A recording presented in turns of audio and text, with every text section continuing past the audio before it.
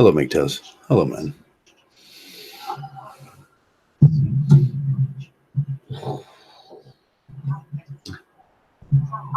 Hello, Mgtows. Hello, man.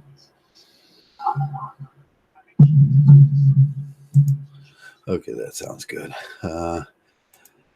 As you notice, there's something playing in the background, and I just couldn't get a read on what you were actually seeing out there. It inverts, then it reinverts, and I don't know if it's inverted to you or if it's not inverted to you. And what's going to come out in the final process, I'm going to have to take a look at and see whether you can see the words, the reading, and everything, and whether it's the right way or the wrong way or whatever. I don't know what's going to happen, and I can't tell. I can see it on the windows, and I can see it on a video where it looked okay when it came out to the video, but I have no idea what I'm seeing. Hello, Riff. What are you seeing, Riff, when you look at this? Are you seeing things backwards, or are you seeing things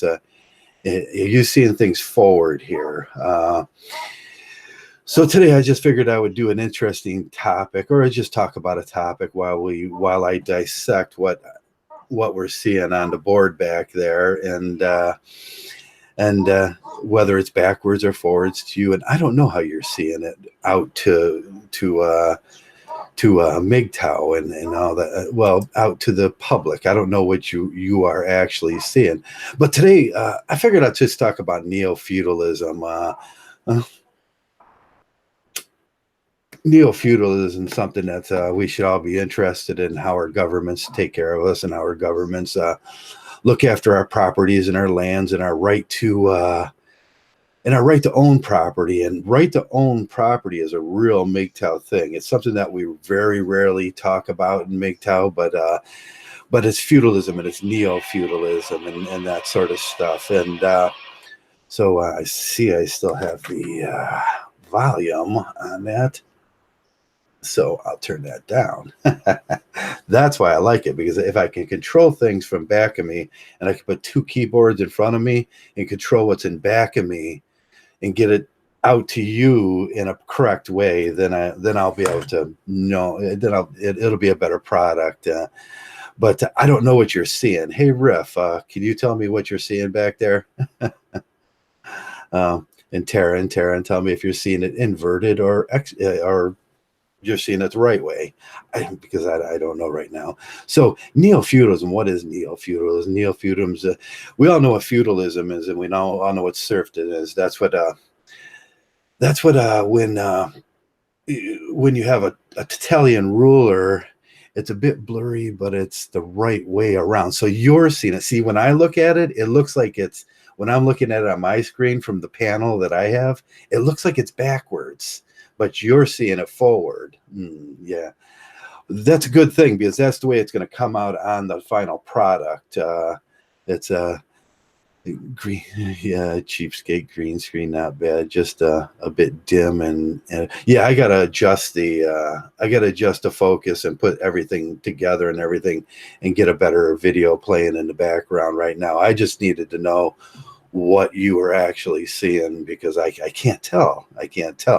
And then I could do two computers at once, and do it from the screen in the back, and kind of do it that way instead of doing with screen share and stuff. And because that's it. But we're talking today about neo-feudalism. What is neo-feudalism? We all know what serfdom is. We all know what being a serf or a person on a farm would be. You're working to live there. You're working to do that. The primary characteristics of neo-feudal is it comes out a little different. It's public lives increasingly by government and business corporations. When we look at neo-feudalism today, we're going to look at real estate owners, real estate people. We're going to look at the gentle interactions between real estate and the people, and what you actually own. I own my house, but at any time the IRS can come and take it in a very neo-feudalistic way. They look at your house like it's like it's not property, like it's commerce. They think that your house is commerce to them. It's not a real thing. Nobody built this. The proletariat didn't come in and build this. They disregard the workers. They disregard all that argument that happened back in the 1800s, and they look at it. There's a consistent drive and to add properties to the government control, in which through attrition. Attrition is the main word. They're going to tax your property. They're going to tax you to death. They're going to add things onto your property. If you owe things to the government, they're going to add. So it's attrition, it's taxation, it's loans and defaults, and most of the time it will come in the form of predatory capitalism. Now, this is important with our topics in Mgtow, because a lot of men are out there getting married, and there's property disputes, and then property disputes come up with the courts, and then there's a real neo-feudalistic thing that happens.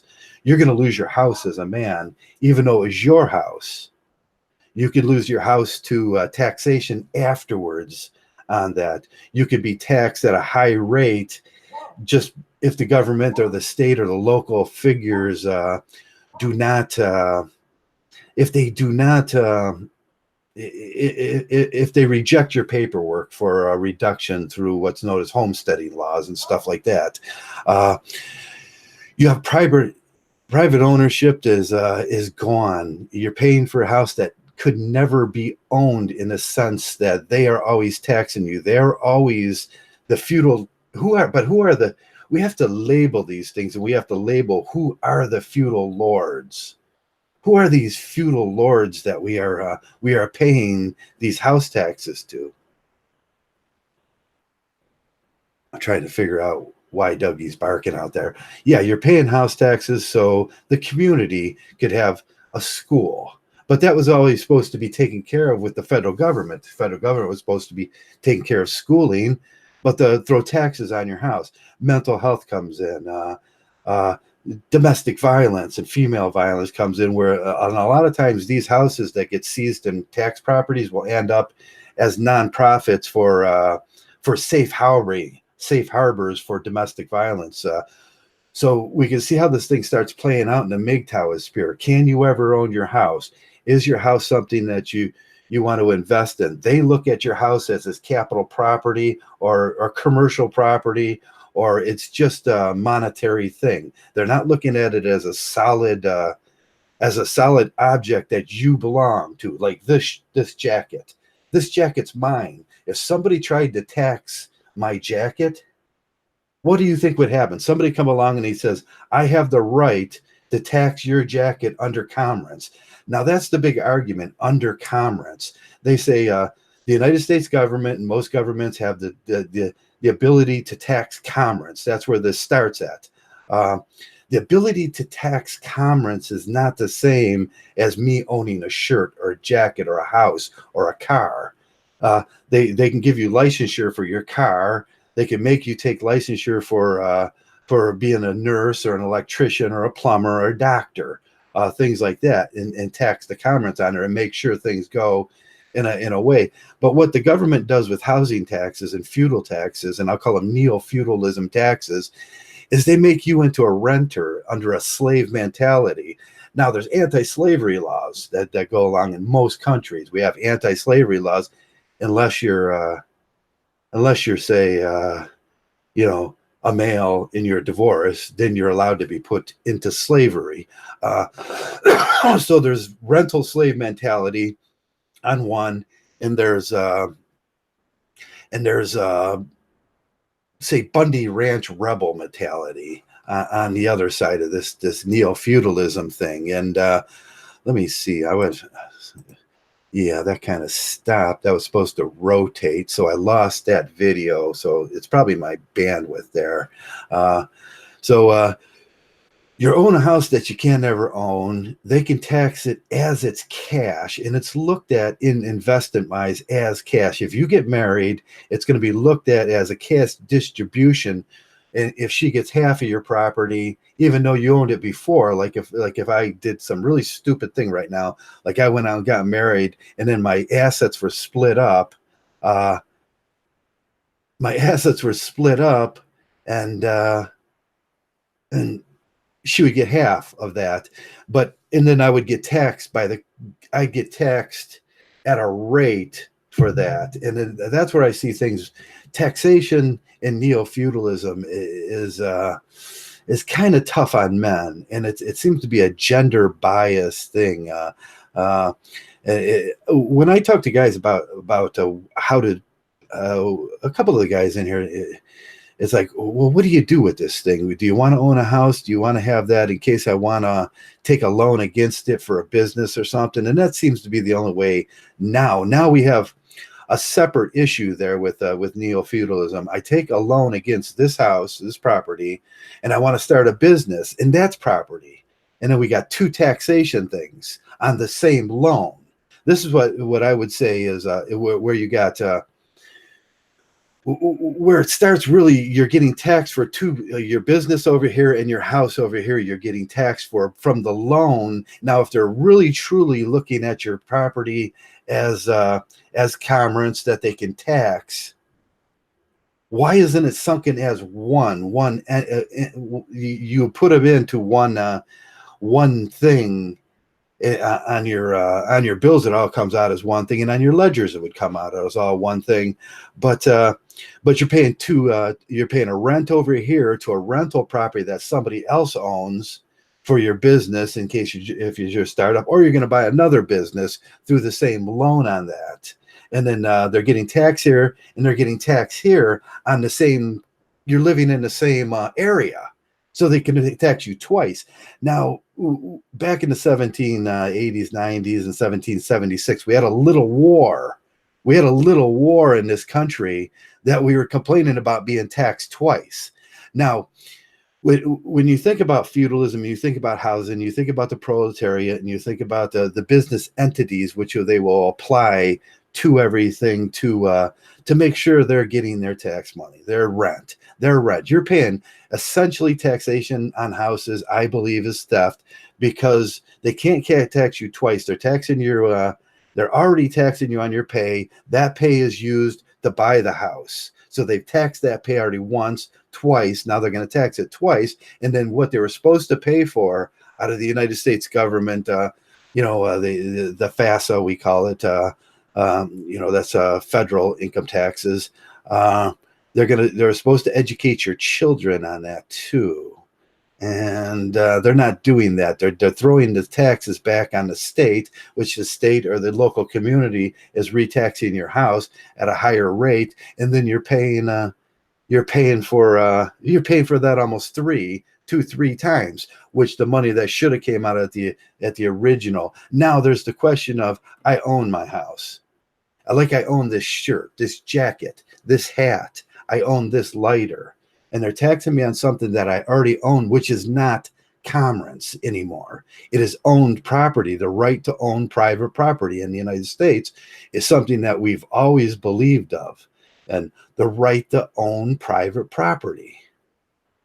So can they tax you on your private property? Now, if it was actually, okay, I can see the argument here with, okay, I take out a loan on a house. There's comments being done there. I'm paying some rich guy over there because he probably got it from the government. He got the house from the government somehow, some way, through attrition. Usually these things always happen through attrition. The company moved the guy before him. He couldn't afford the house. He lost the house. It's attrition. It goes back to the state. The state sells it to this private enterprise, which thugs the person out, throws him out of his house through the sheriff, this gentle alliance with the government and the private industry.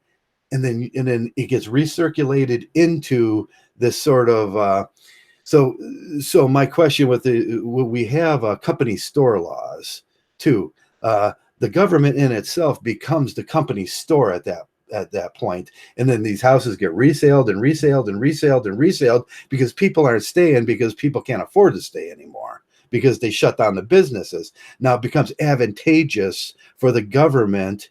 And we start talking about jobs. We start talking about steel mills. We start talking about these things. It's advantageous for the government to move steel mills around and give them a 5-year process there. I'll call it a 5-year process. Is what they do. It's a 5-year plan to destroy the community. Like they just did in the southern part of the state. When Trump ran for office, he says he's going to open up the Ford dealership, the Ford down there. Say 1,400 jobs. So it's somewhere in southern Ohio. It was big news all over the. There's 3 actual things with 14,000 jobs.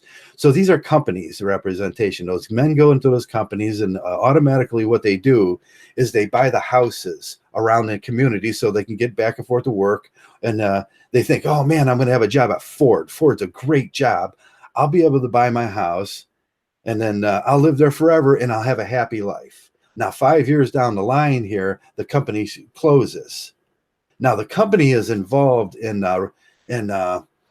these company store practices because they own parts and pieces of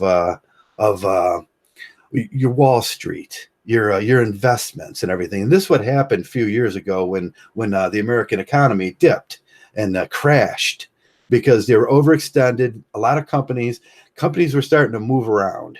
And every time a company of say 1,400 or up here, we at one point there was 30,000 people working up the street here. 30,000 people. It's a big steel mill. It has several companies. Some people argue with me, say 16,000, but all in all, the amount was 30,000 people. All those people bought houses in the community.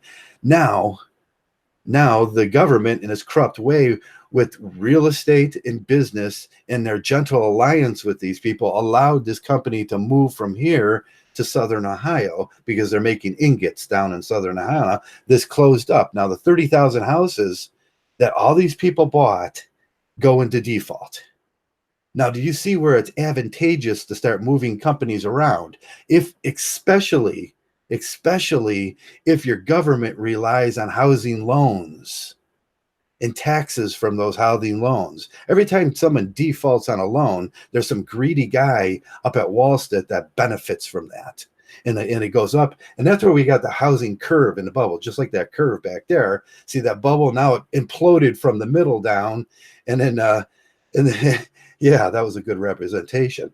It imploded from the middle, and then we got the housing market crash. Them are company store things. We have laws against the company store policies in America because the government here, the local government, now becomes the company store that has to go in, send the sheriff out, which is employed by the local state, and take the house and kick the people out because they lost their job because bad city management decisions were made, and companies are intertwined with in collusion with the government, which we can see through the housing collapse.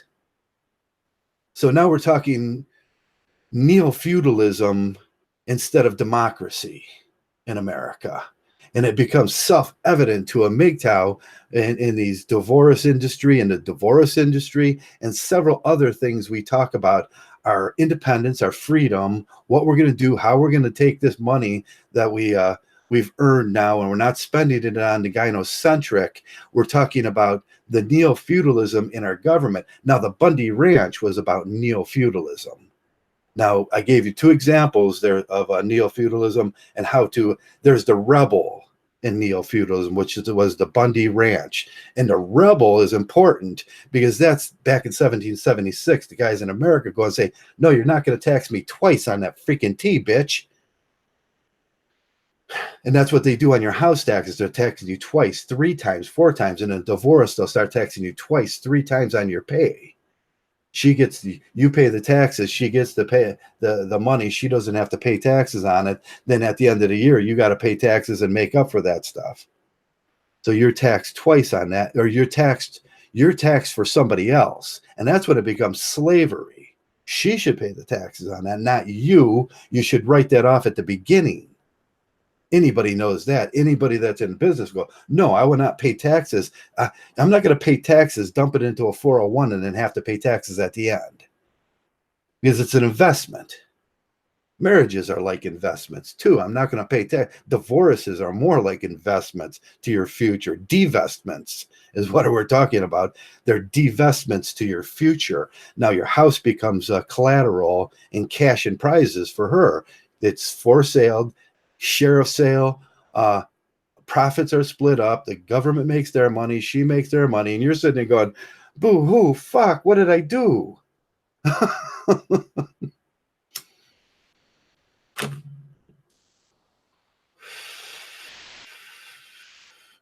So it becomes all so interesting, and we can go deeply into neo-feudalism and how Mgtows should think about housing and taxes and when to pay. You have to pay it, or they're going to send a thug to your house, and they're going to take your house eventually, whether you stand up for your rights or whether the American people or wherever perspectively you live, you stand up and you say, no, I'm not paying for some fat ass to sit on his ass down on 5 community buildings that nobody needs. I need a police station in a county, and I need one police station in my county, and I need one government to take care of drug dealers and stuff like that. And that should be provided to me by the federal government, which I pay FISA taxes on. But everybody wants to tax you in so many other ways, and we get into we get into these stupid arguments around here. Are we under a democracy? Are we under a socialist? Well, when you think about those people sitting up in their government buildings, they're under a very socialist government. They get money from you through taxes so they can do their little jobs, whatever they are, and then they continuously put buildings up, and they build 2, 3, 4, 5, 6, up to 30. We got a building down. We have 200,000 people in this county.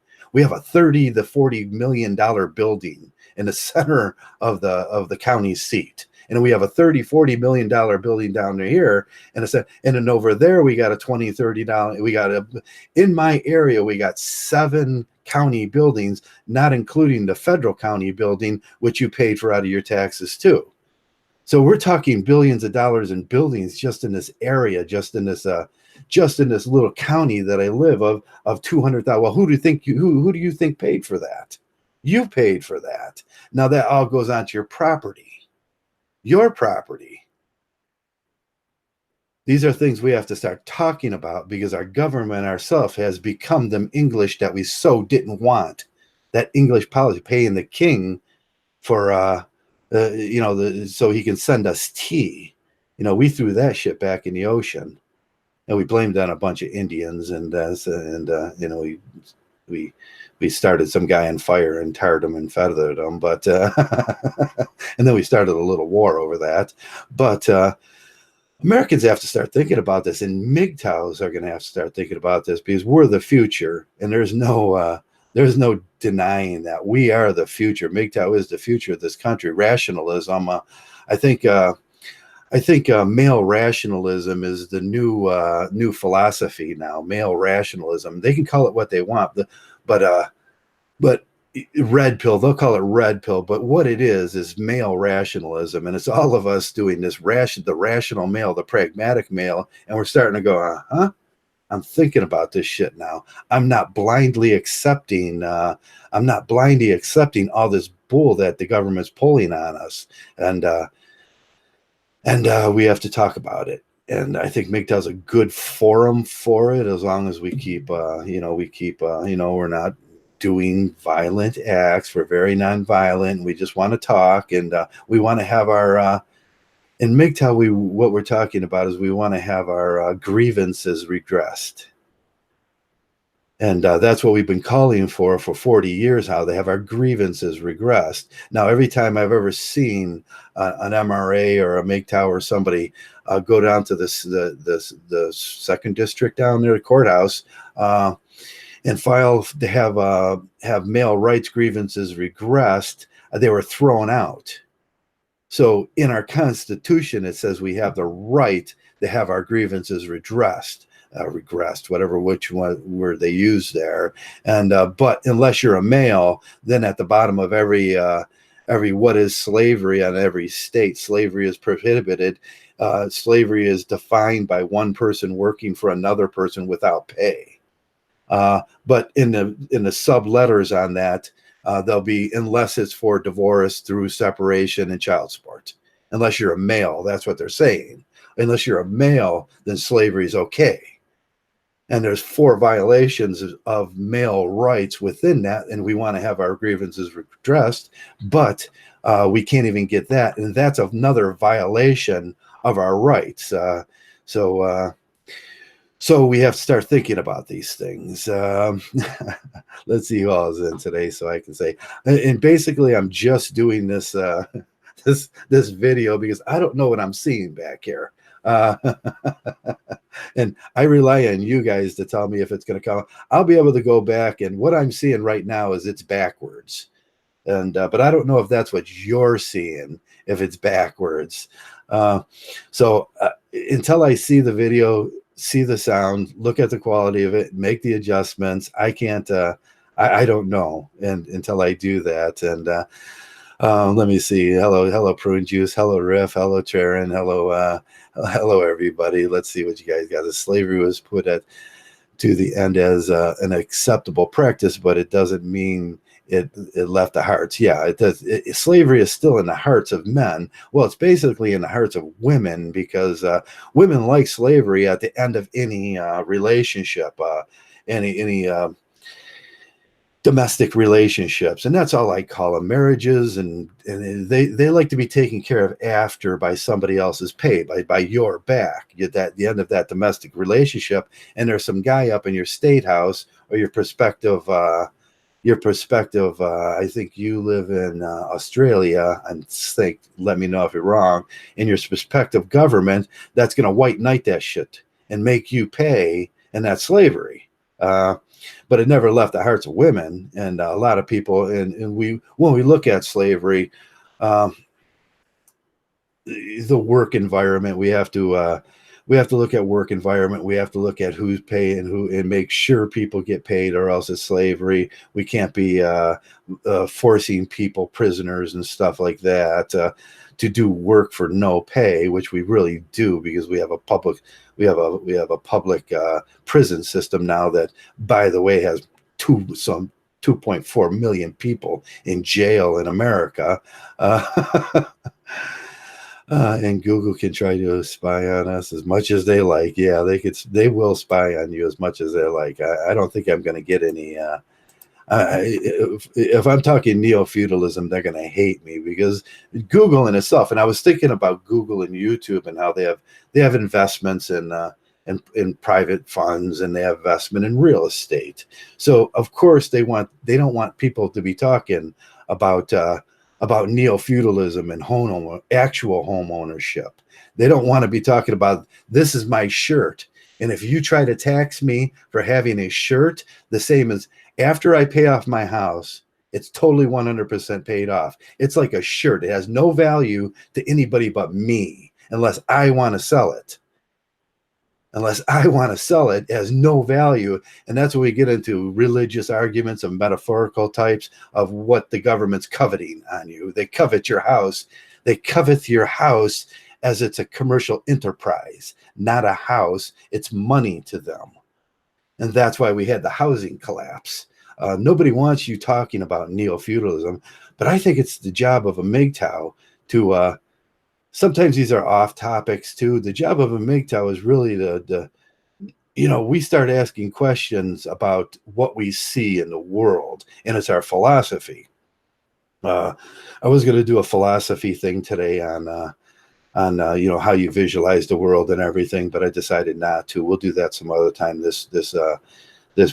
But what is the Mgtow philosophy? We have to ask ourselves, what is a philosophy? What we believe in, these things that we rationally and coherently we put things down. That's the first rule of philosophy. You can articulate it rationally and coherently, and make your topics rational, coherent to ideas that apply to the world in a rational, coherent way. And really what we're doing is we're just trying to understand the world, the world, that the meaning of the world we live in and stuff like that. That's existentialism, the meaning of the world that you live in, and all that groovy stuff. And that's great. But we, as Mgtows, we have a philosophy that we uphold. And it's a very complex philosophy, and very few people write it down. And I've been meaning to do that, kind of go back on my my videos, how philosophy applies to Mgtow. What do we look at? How we look at things. And then we have a solid look at what is the Mgtow philosophy. Because right now, no one's bothered. We paid Barbarossa to do that, but he never did that. Paul Elam's book comes up short as a philosophy. It's more of a complaint. It's more of that regressing grievance. That's the problem with men's rights is they're trying to still regress the grievance that the government will not regress with us. So it's not a philosophy. It's more of a complaint. A philosophy is not a complaint. And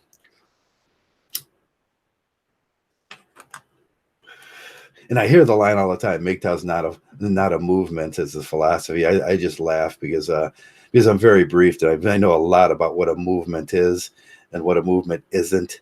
And there are philosophical movements in this world, like Romanticism and the age of Victorianism. When we look at Mgtow, what we as Mgtows look at is the period of time known as Romanticism, is up to 1850s and a little further down the road there, the things that were happening. But people get kind of confused about what Romanticism was. You have to, I'm looking for my step stool and it's gone. Dougie dragged my step stool out here. And so Romanticism in itself is based on the word Roman. It's the idealization of the Roman civilization.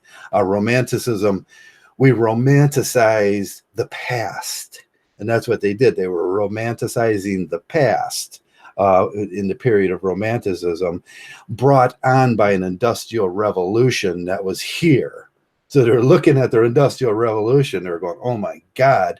So they did that through arts and statues and buildings. And it was where they romanticized like Baroque art and the Roman figures and stuff like that. And when we look at romanticization, what it was, but it was brought on by something. Something brought something on to it. That was the Industrial Revolution brought on Romanticism. And then they started looking like we do this when we go, when we see this, the ideal of Romanticism and Mgtow, the crossover on the bar would be, they're looking back at the 50s and going, gee, that was a better time. So they're romanticizing the 50s as being the patriarchal time during where men were like, we're on top. So we can see how these things form in a movement to the way Mgtow thinks. And then when you talk about a movement, we're part of a bigger thing. We're in the manosphere. And we're a part of the manosphere, and the manosphere is PUA. The manosphere is men's rights. The manosphere is men and boys' rights. The manosphere is divorce and the divorce courts and all those things. And it goes on to the broader idea. And we're Mgtow. But I think in linear processes, when we can look back at the history, and I always say, well, what book is that? I got it right here. It's the politics of men's rights, and we look back at the book of, and he gives a very brief description of how this thing unfolded from the Mesopoic era, where men were going to church and then they were asking questions, and they're renting out stadiums and meeting, to the Million Man March, to what we seen in the 80s and 90s of the men's rights movement. That would be with Warren Farrell, Paul Elam, the 90s, 2000s, the men's movement, kind of anti-feminism, men's rights were clashing. And that is a very interesting position of counter positioning. And this thing was never going to work in that counter position, because you got a positive and you got a negative, or you got a negative and you got a positive, whatever you look at it from the spectrum of that. So the argument was never going to work out. And it wasn't going to proceed because it was a ridiculous argument from that point. And this thing progressed up linearly to Mgtow. So Mgtow is, in essence, the culmination of everything before it. And Mgtow is the men's rights movement. Mgtow is the progression of the Mgtow's movement. It's always been that way. In the 70s, we had a slight men's rights movement with Big John and what was that book that was out, and in the 80s it was a couple other books that were based on the pre-Mesozoic area, and then we had which I can't remember them offhand. And this thing progressed slowly. And at one point, you could say that was the movement. In time, linearly time wise, you could say that was the movement. And during the time right now, which we live in, is the Mgtow movement. The Mgtow movement is the face of, and I don't care what they say, whether they want to believe it or not. Feminism goes through this now too. Feminism, the face of second wave and third phase feminism to what it is now. Linearly, it moved up, and they were all like, "Ooh, no, no, no! We gotta do it." And I don't really care what they do, but faces change of the movement. And we can look at any movement that's progressive in this fashion. Mgtow years and years ago, and I remember this because I was around, and I was a men's rights activist in the 90s, and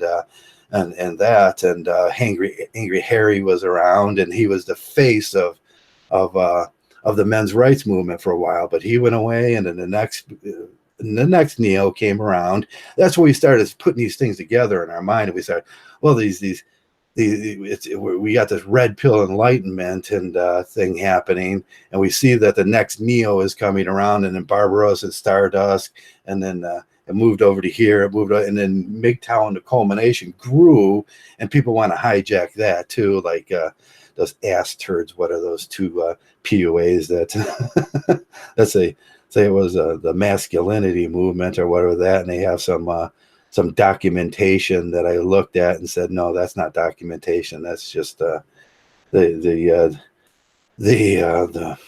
code was off for what I was seeing in the original documentation. So no, but the Mgtow was organic to the men's rights movement, and Mgtow is the movement now. And I don't know what the movement's going to be in the future. That always changes. Everything always changes. That's why it's so exciting to live in a lifetime, because you get to see, the longer you live, you get to see these things progress from one stage to the next, to the next, to the next. So when I hear that argument, I'm thinking, yeah. But Mgtow is a more defined philosophy. Now, I think the next thing that's going to happen is a better defined philosophy of men's rights. And then that's why we can't be arguing counter positives with the government, because they just laugh at us when we do those things. So I think it's a positive to a positive. You're looking at if you took a var like that vector, and you put Mgtow or you put monks or level 7 Mgtows at one end, what would you put on the other end? Would you put feminism on the other? No, that's a negation to the question. It's a negation to the question. You can't put two opposites on the bar. You have to put like men that don't know about Mgtow, or men that don't know about, and then that's a positive, a counter positive of the it's a counter positive of the positive, and then you're talking about the same thing, so you can actually have an argument. And that's what I call on the field. There's an on the field thing. Anytime, and this is where I often see people from other groups come into Mgtow, and they start to have off the field arguments. You put it on, where on the field do you land on this thing, is where we're asking, on the field of Mgtow. You start talking about other things, and it goes off the field. They want to have some fist fight with some feminists or something. That's a negation to Mgtow. It's the polar opposite. How can you possibly have a argument when you're already talking about a false to a true, or a true to a false that always works to a false? And you could work in negation totally, and that's what Camus was talking about with his absurdity. You can work in the negation. A false and a false comes out to be a true, because it's a false and a false. When you start doing this, it's simple logic. If you take a Bolinian course on logic. He'll explain how words and ideas are logical. The best way to do it is get a book on how never to be lied to again, and he'll explain logic. Or you can go to Logic Made Easy by Deborah, what's her name? And we stay on the field of the logic. But what I see happen there, if when you get a negation to a logical question, or a positive, and you go to a negation, you got the person that's doing the negations. I see this in a lot of the arguments that come in. They often bring out presuppositions to their idea of, because it's off the field already. They're thinking about something off the field. They're saying, but Mgtow, you're this and you're this. And it's a presupposition of their thought. They're off the field already on the argument. It's a presupposition, and they're forming opinions based on fallacies. And you'll see that a lot. That's what I call begging the that's what's called begging the question. I often say people are begging the question because they're forming arguments that are off the field to the actual argument. The only way to do an argument is to have two. We've seen it with Jordan Peterson and Zivicic. That guy, I can't pronounce his name. The other day, they were talking about Marxism and Leninism and socialism and how that worked up, and that was supposed to be the topic. But Jordan Peterson was doing capitalism. That was the presupposition to it. There was a negative to the argument, and it just didn't work from that point on, because you were talking about a negation to it. You can argue. An argument doesn't necessarily mean that you can argue like you're arguing with your wife about negations. She's spending the money, you're making the money, but it's both about the money. That's a positive to a contrapositive. It's about money. It's not about her feelings. As she said, not having feelings about money. Then you go, well, make some money, then we could talk about it. And then it becomes a positive. And then they say, you're spending money, we're making money. That's just a ledger. Then we have to figure out the ledger, and a reasonable amount for spending. But if you want to talk about your feelings and how you're feeling, that's an off the field conversation to the argument. I can't have those kind of arguments in my life. Because I don't do them well in my head. I'm looking at people going, that's not on the field. And you often hear me say that. Keep the argument, if you want to have it, with me on the field. Don't bring in presuppositions to it. But we've gone a long way here today, away from neo-feudalism and everything. And thank you, Riff. I appreciate that. It helps out to buy this stuff and the projectors, and I'll get it together one day and have a really good product for you, and we'll talk about a lot of things, and we'll have a really good product. But that's what all this goes for, computer equipment and everything. And I thank it when the guys do donate. I never ask for it, and that's one of my rules. I don't ask for it, and never mentioned it, and I don't ask for it, and I don't shill for it. But when they do, I appreciate it, and that's it. That's all I have to say about that. But thanks, Riff. And so we went a long way away from feudalism, but that's the argument about feudalism too. Sometimes when we think about these things, we have to think about what's on the field as an argument to, I own my house, but you're charging me rent. Does that sound logical to you? We can break the logic down into bits and pieces of logic, which would come out to truths and false. And I can tell you right off the bat, that can never be a true. If I own my house, but somehow you have the ability, like I own my shirt, but you're taxing me to wear it. Do I really own it? No, I don't own it. I'm just, what I'm doing is I'm leasing it then. So the government looks at, you're just leasing your house and you bought the right to live there. You don't own property in America, which is very anti-American. And that's what we had an original war about in this country. But neo-feudalism gets interesting, and I'll introduce more topics to it as I go down the road. I'm all over the place some days with these and how things work into other things and everything. But really today, I just wanted to look at this and see how this was coming out. And I'll look when I go and review the how I actually talked and whether I was cogent and whether I was cohesive and I kept my arguments together and I was light and funny and handsome and the lighting was okay and I didn't look too much like a scruffy old man and those things. I'll look at everything but I usually just go back and I look at my words and see if I presented my argument right and stuff like that. But I'll go back and look at everything and see how the screen comes on, and I'll try to fix that over this next week. I've been really lazy since I bought it. I got it last week, and then I got really lazy. I hooked the computer up to it, and I was like, yeah. And I was supposed to move the stuff out of this room, move stuff, do actual work. That's where Dougie sleeps over in this next room, and I have the swinging doors that open up, and I can actually get the 17 feet I need for the 102 area in back of me. And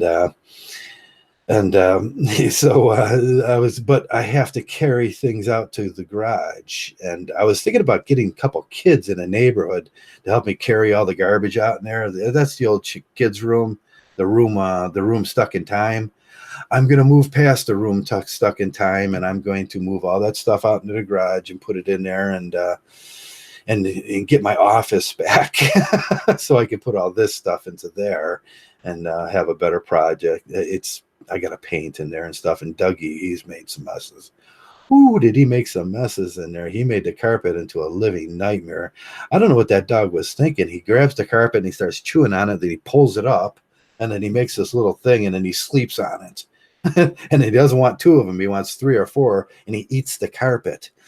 That's Dougie. So I got to re-put carpet in there and everything. But I thought it'd be cool just to have, he has his own room and most dogs can't say that.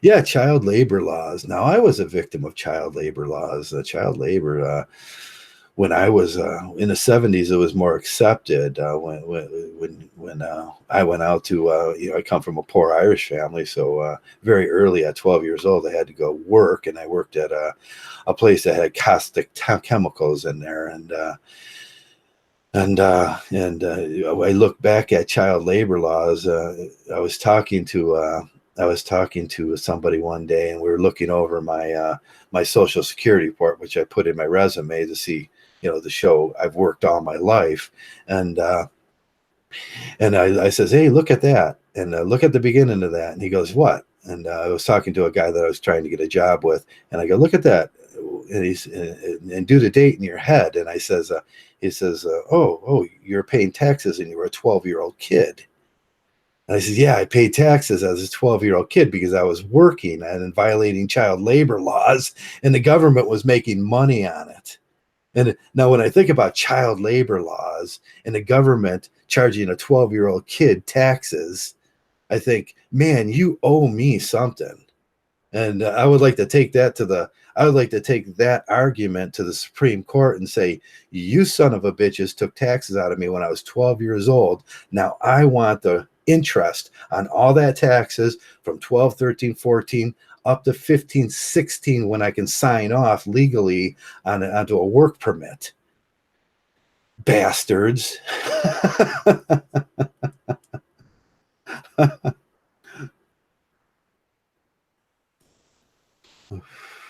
Notice mass media silences Sri Lanka. Yeah, I was looking at that riff. Mass media kind of, it was very, I wouldn't even have known about it but a billionaire, he lost two of three of his kids during that too. You would figure that would be the media event of the year if a billionaire, it was what was it, a Swedish billionaire, he lost three of his kids in that. And then I went down the list on who was in that church or whatever it was at that point, and there were some figures in there, but the media is covering that up. Why is the media covering it up?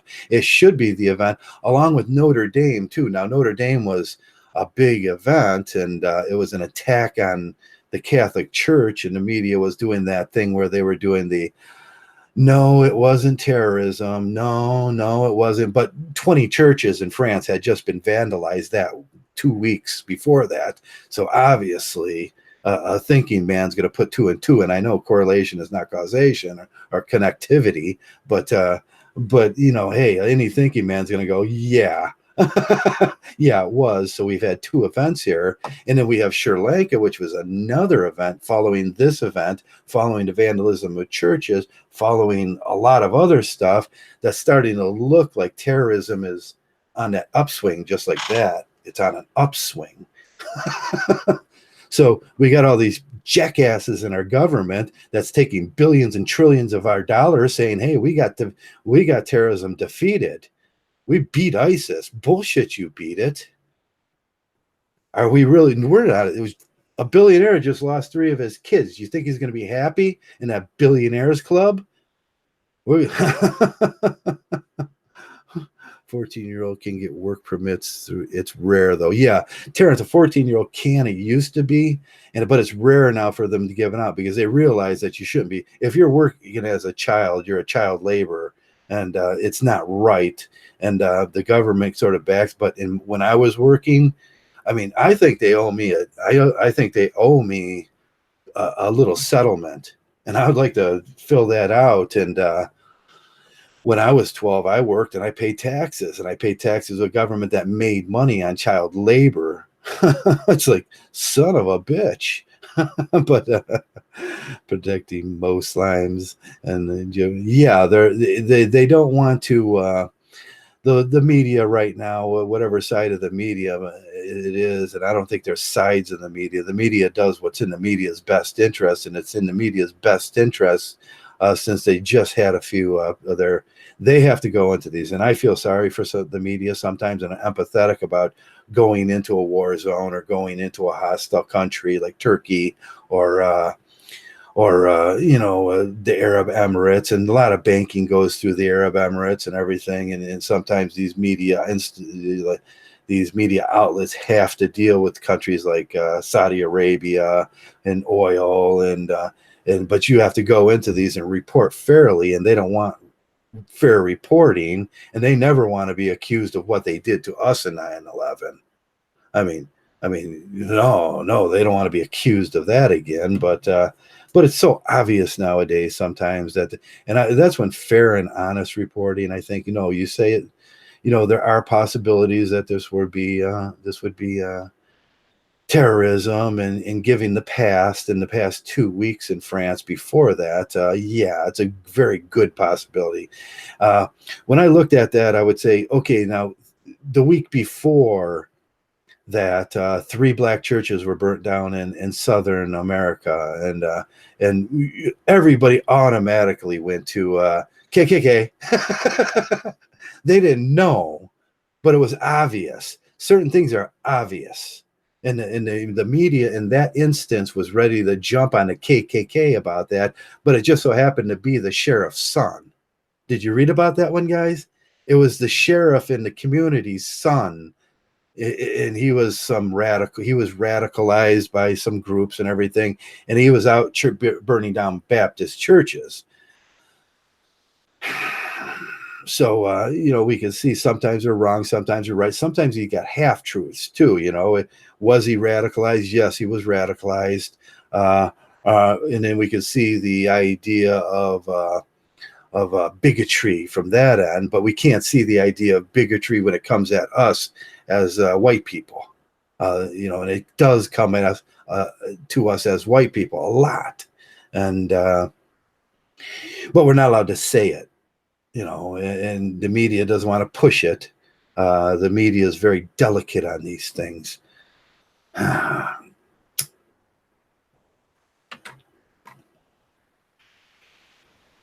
But then you have to ask, who owns the media? Hey, Rupert Murdoch owns the media. What's his thing? He owns a big portion of the media in America. Rupert Murdoch and Ted Turner and guys like that. Or I don't know who owns it. And then Wall Street owns them. How do we blame Wall Street and investments because they have stockholders that say no, you're not allowed to, and that becomes a social scheme then. the social scheme of investment and truth. We had the Ayers case and pre-George Bush, and well, right at the beginning of George Bush, that was in Florida, where the three media people that were writers and media pundits wanted to sue the telecommunications company for truth. And he says up to that point in America, you had to have the 6 o'clock news, and the 6 o'clock news had to resemble truth. And how they got to that truth was George Bolle's logic.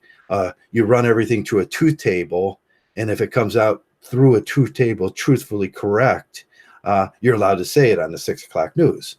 But the Supreme Court said all news is opinionative, and you can't run through two things through truth table. So they ruled against the three media pundits in that case.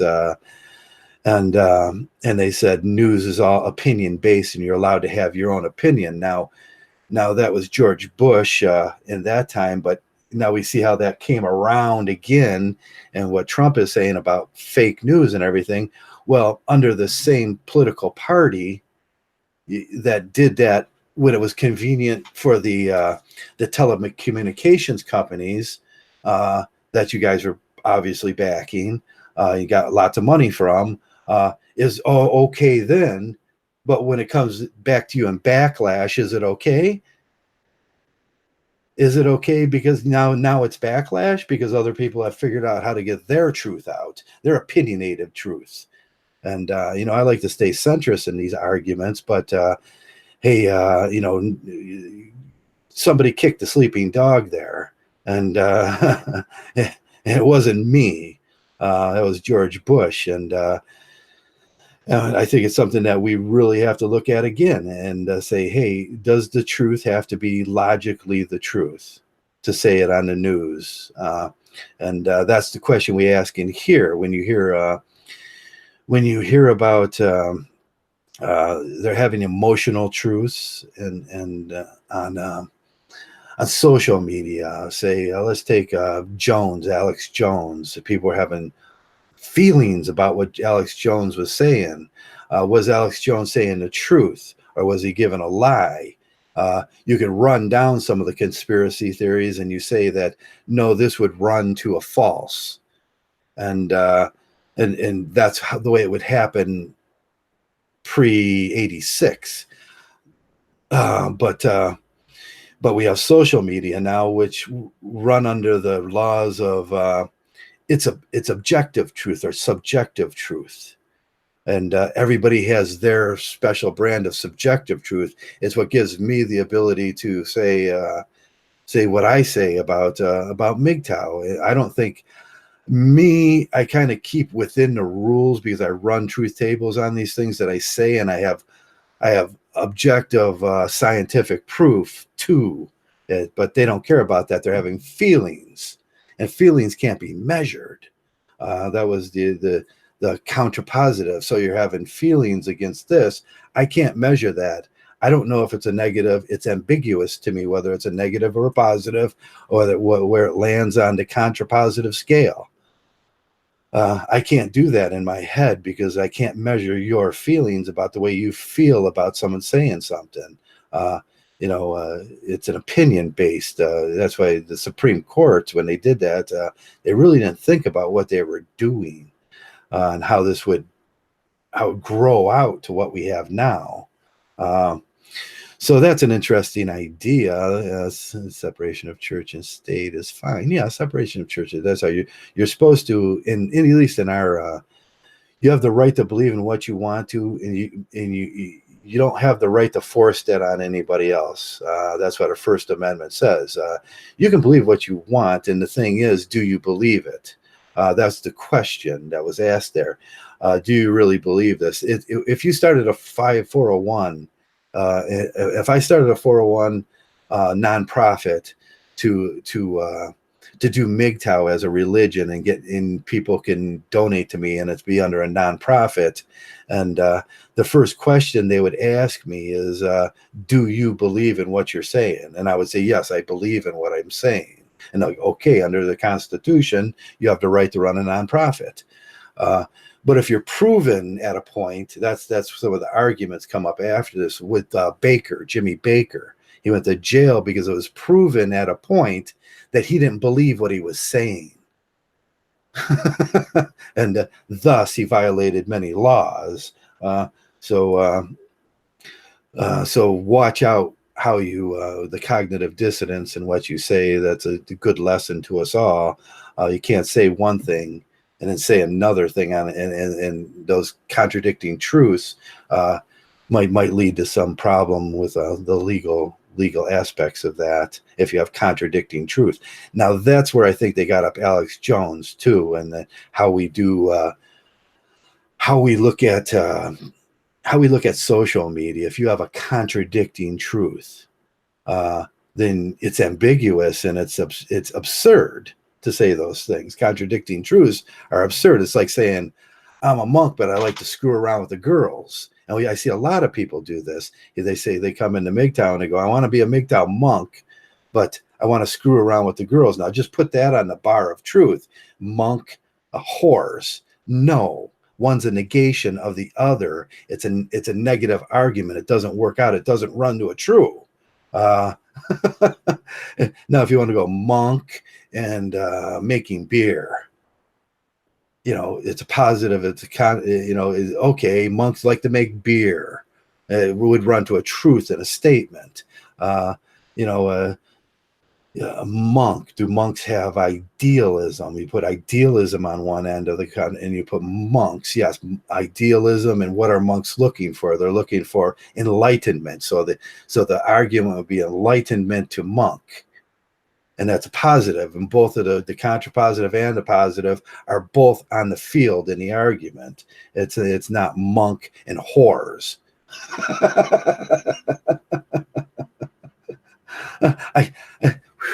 I know there's some guys out there that are special. They're very special when they say those things. I think Darius was saying that one day. He's a monk, but he likes to, hit the ladies after giving them that $1.66 spaghetti dinner. And I said, no, that's not how a monk acts. You're talking about bringing a chicken head in your house.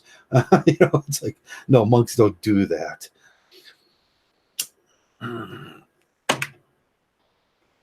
So there are ways of, Thomas Aquinas would explain that there are ways of getting to moral truths.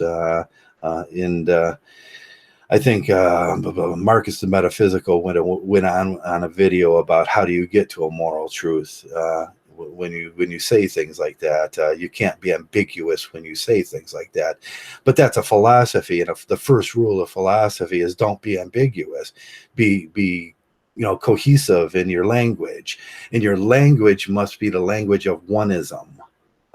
There's the rule of oneism when you talk about these things. Everybody must agree that that's a truth if you say it. So, writing an actual Mgtow, it would be a difficult project. And I'd like to see a couple of guys of us sit down and talk about these things and talk about what is the philosophy of Mgtow? What is the actual philosophy of Mgtow? That would be interesting. What are the oneisms that we use? Gynocentrism. Is gynocentrism a oneism? The propensity to err on the side of a female. All people have the propensity to err on the side of a female. So on one end, you got the positive and the contrapositive, all people and female. It runs to a truth because they're both two positives. They're both on the same field. So gynocentrism, the idea of gynocentrism is a oneism because it's a logical cogent idea. Hypergamy, is it a oneness? Is there a oneness to that? A logical cogent idea that doesn't go off the field. I think you could do the same intellectual argument with it, and it's interesting to go down our terminology and see which words we use, and these phrases we use run to some truths, and that stuff, and really look at it. But that's in the future. for I think I just did my job and explained gynocentrism. Does gynocentrism work as a tangent cohesive ideal? Yes, it does. I just explained it. I think we could do that with hypergamy, because the scientific truth is, do females work to gather resources, move up on this, do females, how would we word it? Do females consciously work to move up and with resources, females? I think that's a good argument, because females generally biologically, they rely on resources or they gather resources. And I think you could put resources in males. Do males gather resources? Yes, they do gather. That's a true. So it runs with a oneness. If we said that females gather cement blocks and like to lay them in driveways, I don't think that would run to a truth.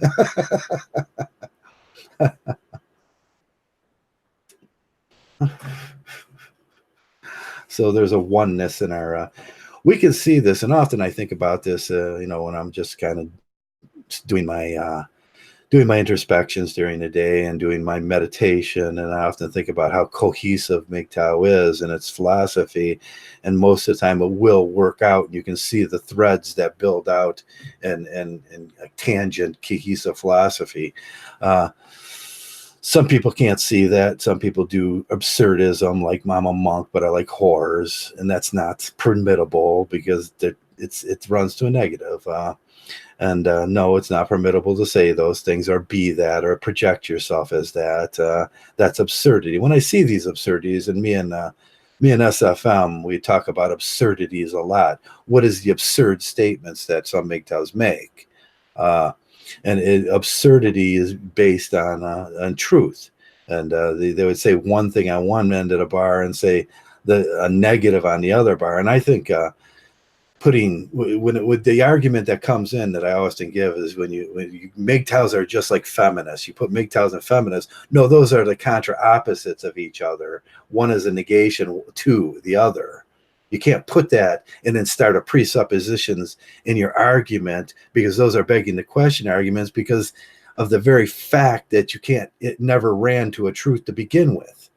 You can't say that. You can't make that you can't make that argument be an argument in words and ideas, because one is the negation of the other.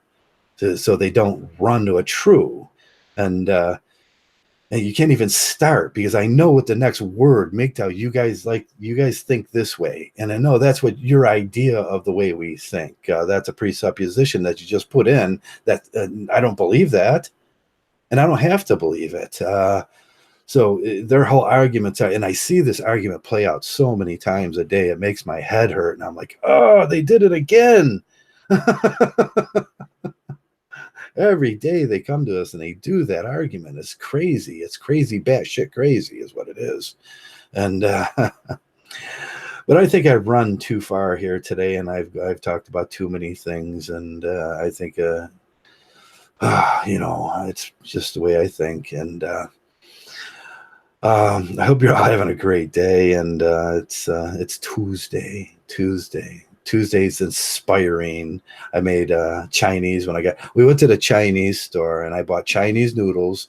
It's so hard to find a good supermarket up here. We don't have supermarkets up here. And I got bok choy, and I got NAFTA cabbage, and I got two kinds. I got the clear ones noodles, and I got the vegetable noodles from Vietnam. And then it's a Vietnamese store, so I bought the garlic and the paste, and then and then I got some nice, real fine. I paid a couple extra bucks for some nice soy sauce, and I got some ginger, and I made some Asian food. It was not usually Asian; it's Korean. I like Korean better, and it was delicious. It was absolutely delicious. I used what else did I buy? I bought the fish sauce for it and everything, and it was absolutely delicious. I bought the bean sprouts and the cabbages and all that stuff, and that was just I wish we had a store. We have to drive into the west side of Cleveland to get that stuff, and it's very hard to get up here because we're not a port no more. We don't get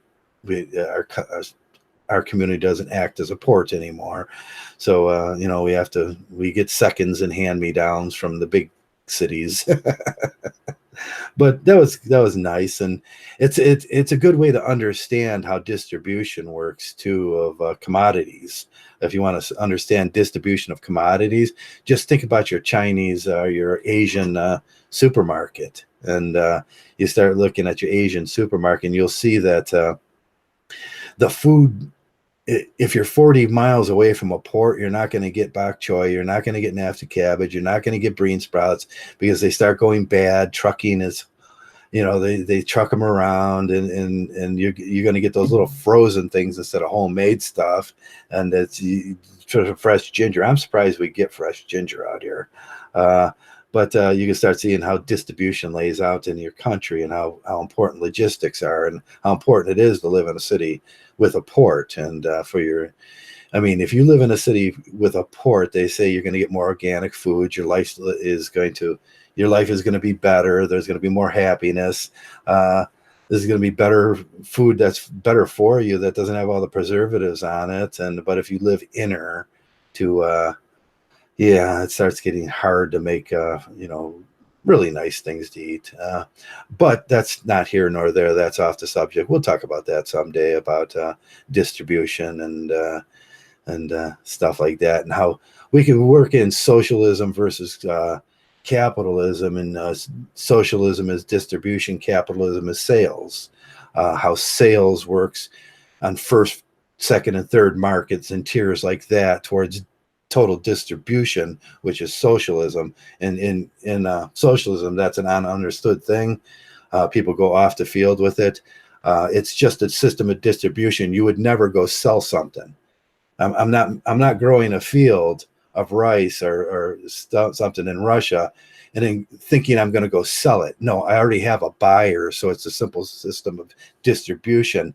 I asked the minister what I should grow, and he says, we need 200 tons of grain. Can you grow that? I'll grow it. And it's where, when I hear the argument of capitalism and socialism unfold in front of two pundits, sometimes they go off the field because they don't understand the distribution system versus sales. Sales is capitalistic. Distribution is socialism. Now we can start with a basis, but most people don't think that way. But I want to end this thing so I can I have to turn this thing off because I don't want to run it too long. It's only supposed to be run 2 hours. And then I want to make some adjustments, go back and look at this and see what I'm seeing. And I hope you're all having a great day. And Mgtow is the most important thing that you are a Mgtow. And you came around to watch, and you came around to support other Mgtows and everything. And that's the most important part. You can do your job as a Mgtow, whatever job it is as a Mgtow.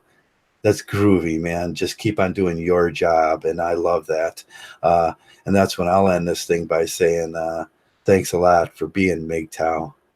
Mgtow.